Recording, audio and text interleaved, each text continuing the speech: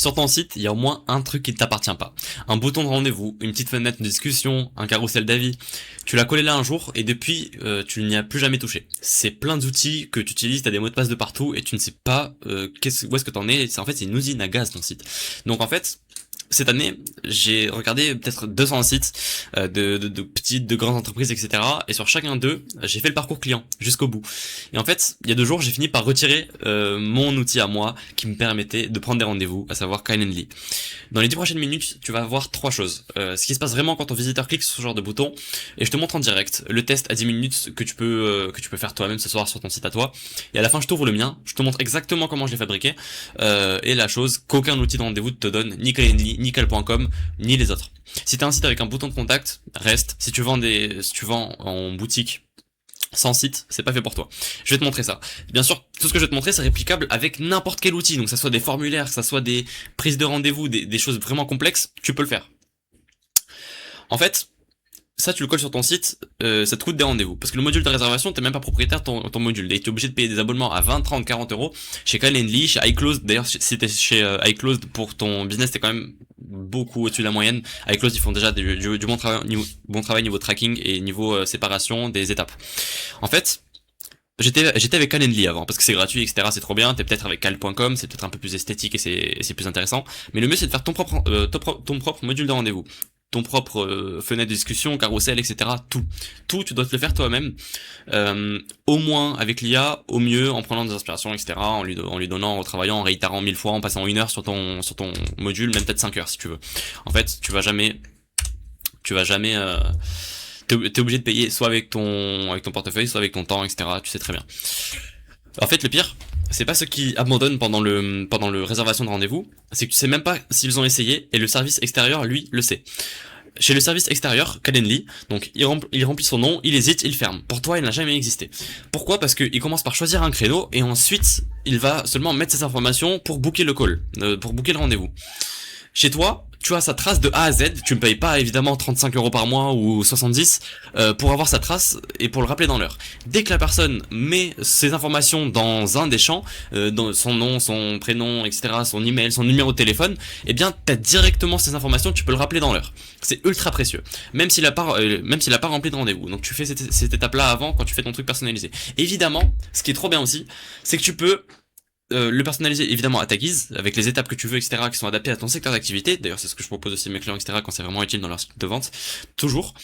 Euh, Tu peux traquer évidemment tout ce que tu veux et tu peux l'inclure, tu peux le connecter à tous tes outils internes, etc. C'est beaucoup plus intéressant que n'importe quel outil payant. Et c'est pareil avec toutes les applications web qu'il y a aujourd'hui. Euh, la quasi la quasi-totalité n'est pas vraiment très intéressante. Tu peux vraiment tout cloner toi-même. Tu prends ton Claude Code, tu le clones, tu l'adaptes à toi avec tes énormes fichiers de contexte que Claude a sur toi. Bien sûr, tu peux le faire. Ça, tu peux te permettre de le faire que si t'as du Claude Code avec des énormes fichiers de contexte. J'ai en parlé dans une autre vidéo. Tu peux pas le faire juste en lui demandant, ok, faut que tu fasses un module de rendez-vous, etc. Ça marchera jamais. Tu vas pas réussir à travailler comme ça. Travaille bien avec Claude si tu veux travailler avec Claude. Mais tu peux cloner en gros n'importe quel outil. Ça va t'éviter de payer énormément chaque mois. Tu vas avoir un outil propriétaire, etc. C'est ce qui se démocratise de plus en plus actuellement. Donc, ce que tu dois faire ce soir, en 10 minutes, chez toi, tu dois passer commande chez toi. Ouvre ton site comme un inconnu, sur ton téléphone, pas sur ton ordinateur, qui arrive sur ton téléphone, etc. Tu regardes, tu fais ton parcours. D'ailleurs, ce que je vois tout le temps chez les sites, il y a toujours le même problème. C'est que sur les pages de contact, les formulaires, je sais pas pourquoi tout le monde a les mêmes champs du formulaire, alors qu'il y a aucun champ personnalisé en fait par rapport aux activités. Si t'es une agence événementielle, si t'es un artisan, etc., il doit y avoir toujours des champs différents. Il doit bien sûr y avoir entre 3 et 5 champs maximum, mais toujours des champs personnalisés par rapport à ton projet. Aussi, le style. Pourquoi tous les champs de contact, juste pour les formulaires, à chaque fois ils se ressemblent tous, et c'est tous les mêmes, ils sont jamais stylisés avec la direction artistique du site lui-même et de la marque en fait. À chaque fois c'est des petits carrés comme ça, qu'on remplit, et c'est toujours les mêmes polices qu'il y a dedans, etc. Travaillez un petit peu vos formulaires, adaptez-le avec votre style. Si vous pouvez pas le faire, vous le faites en CSS, etc. J'ai des vidéos tuto qui expliquent comment retravailler des éléments CSS avec l'IA. sur des trucs qui sont pas modifiables avec votre modificateur de site actuel, mais faites ce travail, parce que si la personne, surtout au moment du rendez-vous, elle se sent inclus dans votre marque déjà, en fait elle se sent dans une ambiance, eh bien elle va beaucoup plus facilement vous faire confiance. Et donc la deuxième étape, va au rendez-vous en remplissant vraiment donc ton vrai nom, ton vrai email, etc. comme un client pressé, et tu vas vérifier deux choses. Tu vas vérifier si l'adresse elle a changé en cours de route, est-ce que le message est bien arrivé? Est-ce que sur ton téléphone t'as une tonne de confirmation? Est-ce que la personne sait vraiment c'est quoi la prochaine étape après qu'elle ait réservé un formulaire, un rendez-vous, etc. Elle sait qu'est-ce qui se passe ensuite? Est-ce qu'il y a des relances peut-être si c'est un rendez-vous? Les personnes book un call aujourd'hui. Est-ce qu'il y a une relance où la personne doit confirmer sa présence ou alors qu'elle doit faire quelque chose? Il y a du nurturing peut-être où on va donner des informations à la personne jusqu'au rendez-vous. Est-ce qu'il y a tout ça? Et en fait, la moitié des problèmes que je trouve sur le site se voit avec ce seul test, plus ou moins. En fait, il faut vraiment tester comme par exemple quand tu vas tester le tunnel, le site de ton concurrent. Pourquoi tu fais pas la même chose avec toi? Faut réussir à se détacher et avoir un regard critique sur son propre travail. C'est exactement ce que j'essaie de faire moi-même, bien sûr, quand je travaille pour les clients, etc., que je fais des sites. Faut réussir à se détacher de son travail à soi et faire comme si on connaissait pas l'entreprise et qu'on refaisait un audit de A à Z, en fait. Et donc, bien sûr, je vais te montrer ça, bouge pas, je vais te montrer ce que j'ai fait sur mon site. Aujourd'hui, t'as pas besoin de coder ton propre outil, t'as besoin de savoir ce que le tien te coûte déjà, en tant que première étape. Donc si tu veux, je fais le test à ta place, je te montre où sont les gens qui décrochent sur ton site, va sur le lien dans la description, amicio.fr/audit-vidéo, et tu peux mettre tes informations pour que j'audite ton site en profondeur, pour que tu puisses identifier exactement aujourd'hui ce qui te fait perdre des clients. Je vais te montrer ce que j'ai fait sur mon site à présent. Donc on va aller sur amicio.fr. Ok, on arrive sur ça. Moi ce que j'ai fait ici c'est qu'on a toujours une bulle, ici, parler à Maxime. Et on peut réserver un créneau. Sauf que pour réserver un créneau, ce qui va ressortir au milieu de la page, c'est pas un formulaire Calendly classique qui met du temps à charger, etc. Hop, c'est un formulaire magnifique qui ressemble à du iClosed mais en mieux, qui est vraiment personnalisé avec mes couleurs, mon design system, ma police, mon logo, ma tête, il y a tout. Et il y a... En fait, c'est là où la personne se sent vraiment en proximité avec ma marque. Le but c'est de créer ça, c'est de créer cette expérience profonde depuis le début. Donc là ce que je vais faire c'est que je vais mettre mon nom prénom, hop, avec mon adresse email et un numéro de téléphone. Je vais cliquer sur continuer. Et même quand j'ai mis les formulaires, etc. sur mon outil de reporting qui s'appelle Matomo Analytics, j'ai toutes les données qui sont déjà reportées.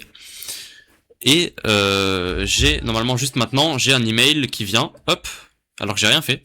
J'ai un email sur mon téléphone comme quoi, Maxime Georgita, nouveau contact qui vient grâce au site. Donc j'ai déjà les informations de la personne. Ici, imaginons que je book un call, 14h, je bloque votre créneau. Bien sûr à droite on peut choisir une date. Et c'est ensuite seulement que en fait le truc est réservé. Là on a une notification comme quoi le rendez-vous est pris. Il y a écrit que le lead est froid, 0 sur 100, parce qu'on n'a aucune donnée sur le site, etc. Mais là imaginons que je vais remplir, je vais mettre mon site, je vais remplir le truc, qu'est-ce qui marche pas, référencement, hop, quel budget serez-vous prêt à investir, etc. Hop, là j'ai des questions de préqualification qui arrivent sur mon rendez-vous. Là j'aurai encore un email qui va arriver, qui va dire ok, le lead est beaucoup plus chaud parce qu'il a répondu à telle question, il a répondu comme ça. Et ici on a le lien d'un Google Meet qu'on peut rejoindre. On peut décaler ou annuler, et on peut aussi normalement sur le mail de confirmation qu'on reçoit. Donc on reçoit bien un mail de confirmation, et dessus on doit cliquer sur un bouton confirmer ma présence. Et dès qu'on confirme ma présence le matin du jour sur lequel on a pris le rendez-vous, dans ce cas-là on n'aura pas le mail une heure avant le rendez-vous qui vous dit aussi de confirmer la présence, on n'en aura qu'un au début de la journée. C'est tout un processus comme ça qui est optimisé, que je te demande pas vraiment de faire la même chose si tu veux, mais il faut au moins que la personne se sente prête à travailler avec ta marque et que ta marque ait l'air sérieuse. Ça vaut si t'es artisan, ça vaut si t'es un cabinet de conseil, ça marche pour tout le monde. Donc là, imaginons que je vais annuler mon rendez-vous tout de suite. Ce rendez-vous est annulé, rien à faire de votre côté. Le jour où le sujet revient, reprenez un créneau. Et là, je pourrais reprendre un créneau et recommencer. Et sinon, là, j'ai bien mon email qui vient comme quoi vous avez bien annulé votre rendez-vous. Et Ici j'ai, ok, cette personne-là, malheureusement elle a annulé son rendez-vous. Voilà. Ça c'est pour la démo de ce que vous pouvez coder vous-même. Ça m'a pris peut-être 2-3 heures à faire. C'est quelque chose de sérieux quand on sait vers où on va. Et on peut créer vraiment des très très belles choses. Donc, tu sais quoi faire. Maintenant, à toi de jouer.